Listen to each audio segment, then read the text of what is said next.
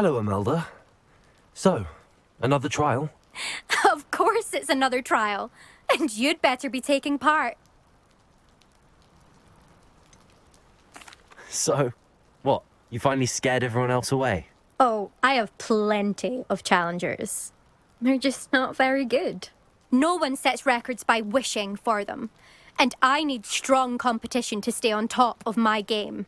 Are you going to try to beat my flying record or not? Strong competition? Could that have been a compliment, Imelda? Go ahead, believe what you want. Makes no difference. Compliments make people soft. No one goes round telling me I did a fine job. And do I care? No. I say I'm the best and that's all I need. So please, try to beat my record, 5th year, and don't be disappointed when you lose. I'm ready to fly. Finally, a decent challenge.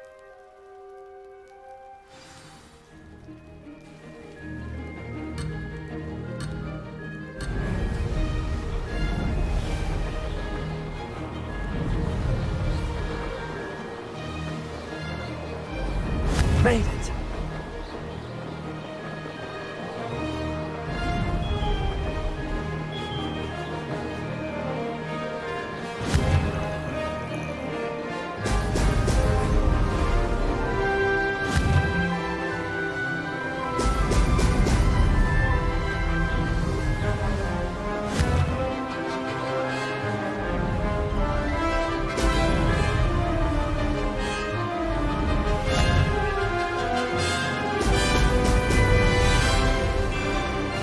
Getting the hang of this.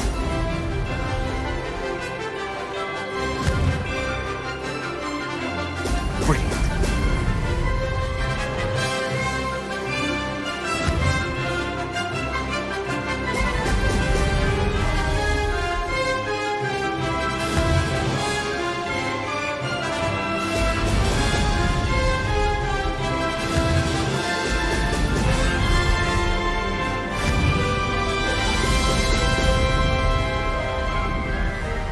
Brilliant.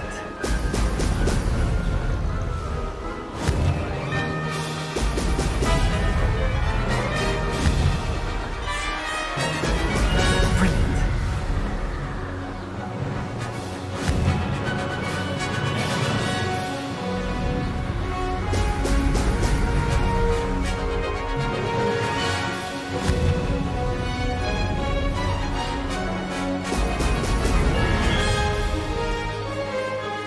I'd say that was acceptable.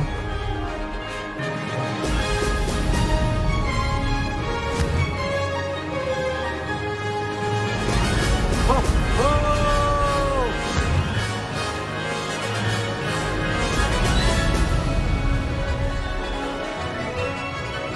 Ha! Good. I've got this.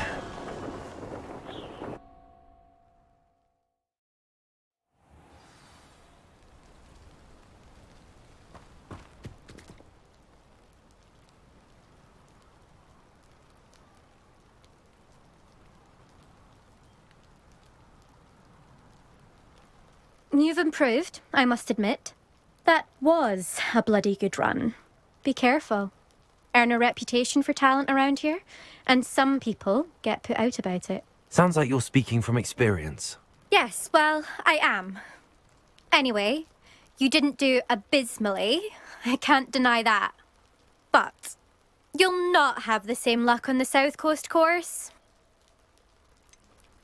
You said your reputation for talent put some people out. Like whom? If you must know, I've had to deal with jealousy from members of my own house. When we were first years, Nerida Roberts and I spent loads of time on our brooms, pledged to fly every day. As my skill on a broom grew, rapidly I might add, Nerida suddenly didn't have time for flying practice. I tried to give her pointers, but she didn't have the natural ability I did. Clearly, she was jealous. Poor thing spends all her time now dawdling by the lake, obsessed with merpeople. Won't even learn to swim. I refuse to downplay my talents to coddle someone else's fragile ego. Anyway, I need to ready the next course. Stop by when it's ready, if you can handle it. We'll see, won't we? Till next time. I half expected you to back down. Rest on your laurels. See you at the South Coast trial, if you don't lose your nerve. To race this course again, visit the podium with the leaderboard, where you can start the race and check your time. You're back from your latest flight? I want to hear all the particulars.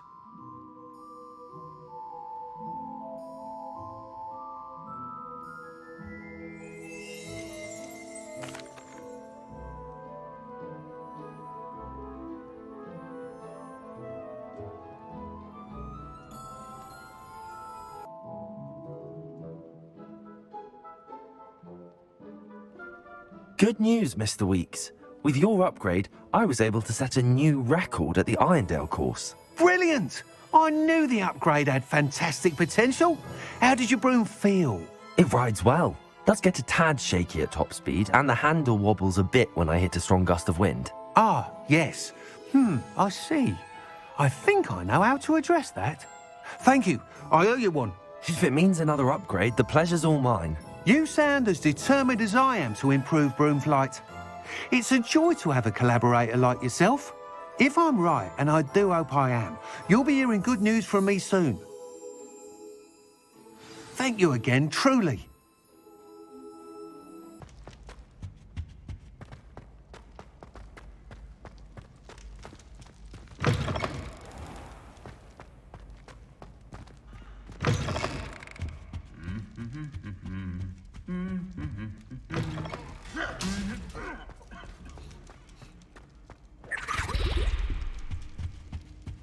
Anything to do with the dark art should be avoided. It's too risky. Anything to do with Salazar Slytherin is worth the risk. I can't agree. And I'll not say a word more. I'm sorry. I won't give up.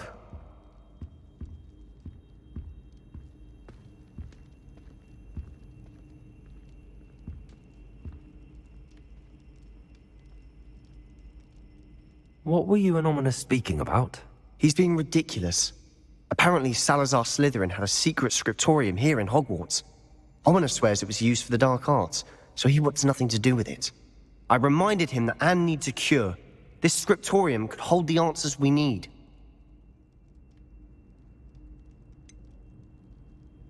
The dark arts do pique my interest. There's more to dark magic than people realize. The Gaunts know this. Better than most. Perhaps I've spoken out of turn. Ominous's family history is personal to him. I'd like to know more about it if you wouldn't mind telling me. I won't repeat it. Very well. But do keep this between us. Ominous learned dark magic from his parents. Are you familiar with the Cruciatus Curse? What does the Cruciatus Curse do? It's known as the Torture Curse. Crucio. It inflicts intense, excruciating pain on the victim. Apparently, his parents and older siblings had no qualms about casting it on muggles for sport. Ominous described the sound of the victim's cries as horrific, so the first time he was asked to cast it himself as a child, he couldn't bring himself to do it. As punishment, his family cast it on him. The anguish was so bad that when asked to cast it again, he relented. I have repeatedly assured Ominous that he did what he had to, but he still hasn't forgiven himself.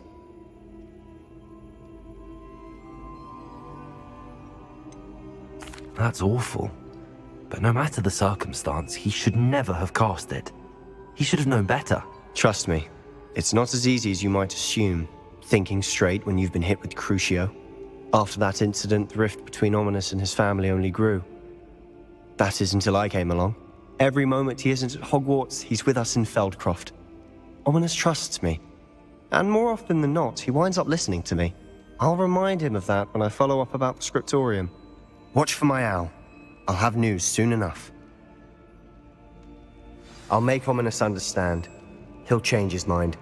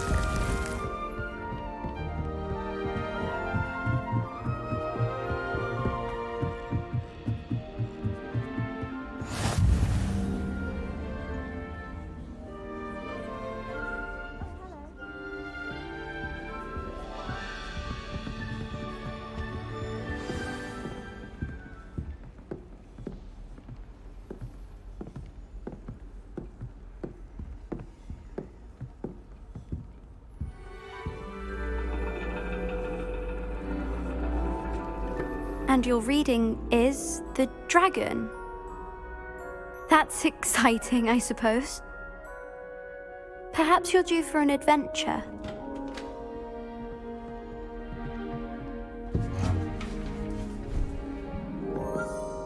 Ladies, Professor Shah. astronomy is not divination. You won't find the mysteries of the cosmos charted out on your palms or at the bottom of your teacups. Alas, the heavens remain hazy to the starry-eyed. Now, if you were to devote yourselves to persistent and painstaking observation, you just might catch a glimpse. With that in mind, please take your telescopes. Tonight we will be on the observation deck.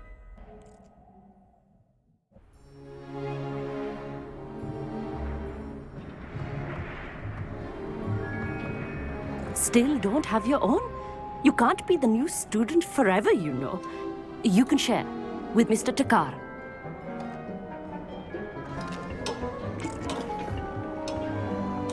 Here, I can adjust that for you. No, bring it into focus on your own.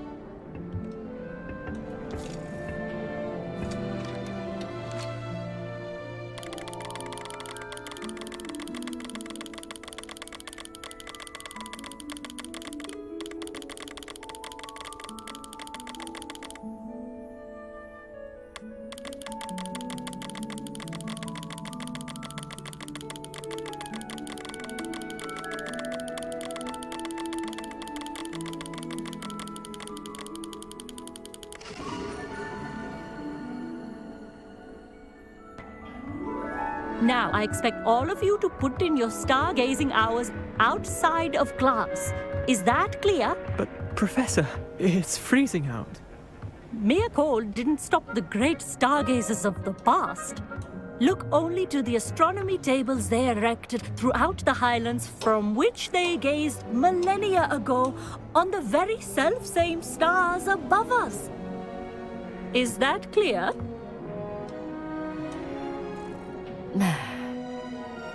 Dismissed.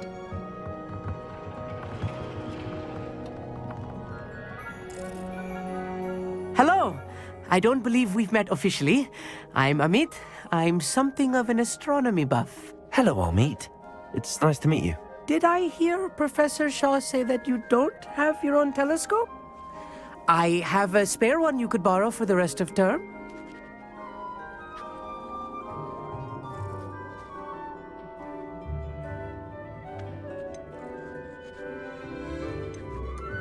That's very kind of you, Amit. Are you sure you won't need it? I'm certain. It's my old one. I finally got my hands on the new Celestia Contemplar. You've heard of it, I assume? I mean, of course you have. It's only the pinnacle of all personal stargazing implements. But my old model's not too shabby either. Goblin-cut glass, first-rate optical enchantments. Hate to think such a fine instrument is just collecting dust. Well, thank you, Amit. Think nothing of it. Anyway, the telescope's in the storage room right underneath us. You can't miss it. I have some, reading to finish on the lower deck. Come find me there afterwards, and bring the telescope. There's something I want to talk to you about.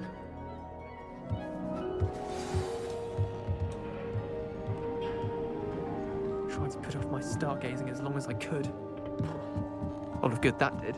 How am I supposed to find Sirius and my hands are too cold? This was his old telescope. Looks practically brand new.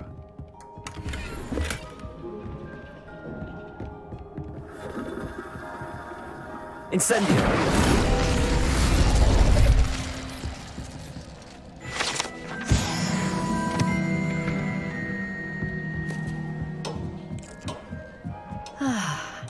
A pristine night for stargazing. The perfect night for... Oh, hello again.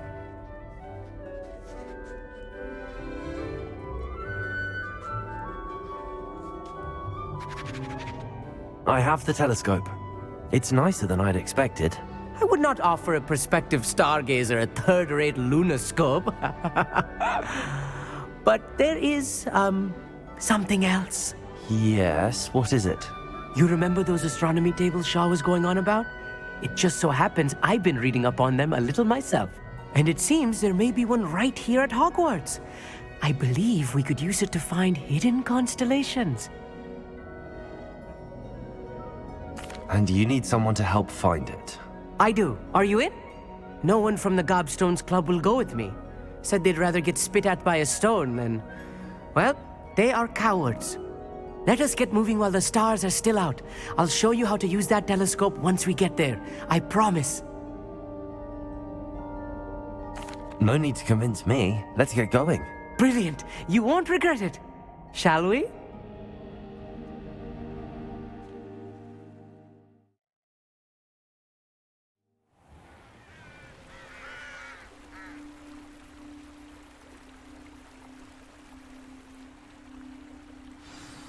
The table is on a castle wall ahead. Look for a stone platform, something that doesn't quite belong. We'll know it when we see it. Onwards we go. Some say the locations of the tables were originally marked by centaurs for ritual stargazing.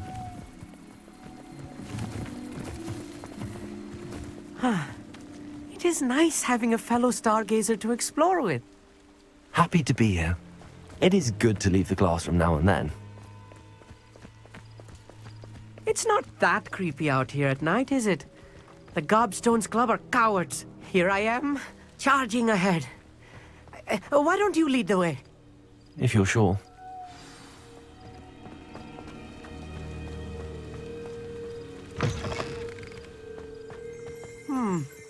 A little foreboding. A few cobwebs and some dust. Nothing to be concerned about. Oh, of course. It's just not as tidy as I expected.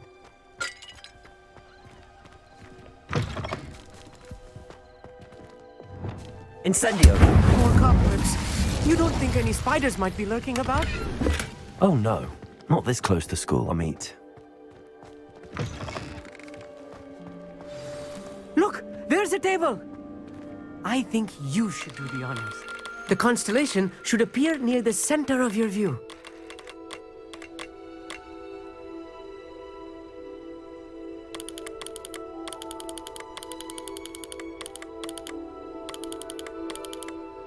As soon as you've lined up the telescope, we will be able to fill out our star chart.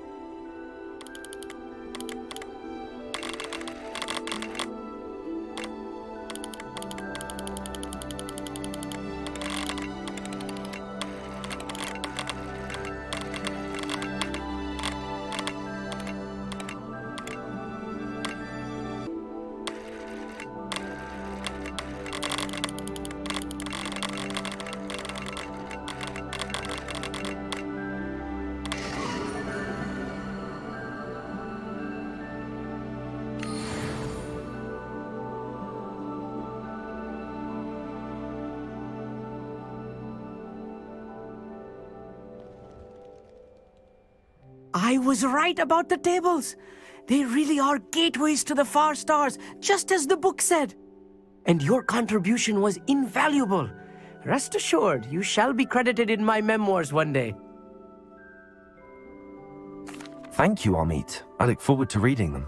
And I look forward to writing them. This is only the beginning. You will find more tables like this one throughout the grounds and forest, all beckoning to be discovered by a worthy astronomer. And if I have ever seen one, it's you. Oh, and about my old telescope, don't bother returning it. You should keep it. That's quite generous. Thank you. You are welcome. It has goblin-cut glass and a gobbledygook inscription.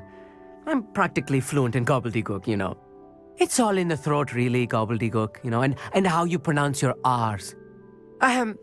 Anyway, glad our adventure was a success. I will see you soon. Incendio!